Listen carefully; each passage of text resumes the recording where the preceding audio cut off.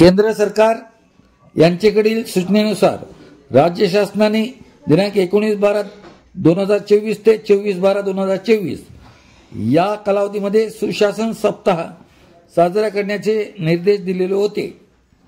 त्यानुसार चिपळूण तहसीलदार कार्यालयामार्फत नागरिकांना देण्यात येणाऱ्या विविध प्रकारच्या सेवांमध्ये दिनांक 19/12/24 ते 23/12/24 या कालावधीमध्ये प्रतिज्ञापत्र 260, उत्पन्न दाखले 76, वय आदिवासी दाखले 22, रहिवासी दाखले 12, डोंगरी दाखले 4, ईव्हीएस दाखले 2, शेतकरी दाखला 1, अल्पभूधारक दाखले 3, नवीन शिधापत्रिका वाटप 124, रेशन कार्डमधील नाव कमी करणे 102,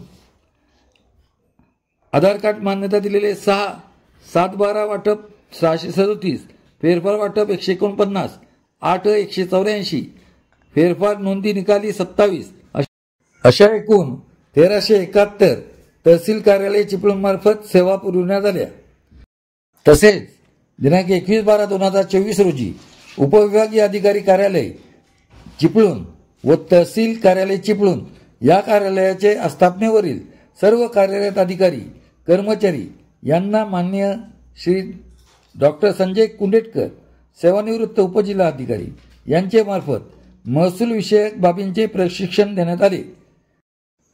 सदर प्रशिक्षणासाठी 122 अधिकारी कर्मचारी उपस्थित होते। कोकण समाचार न्यूज चॅनल जमालुद्दीन बंदरकर।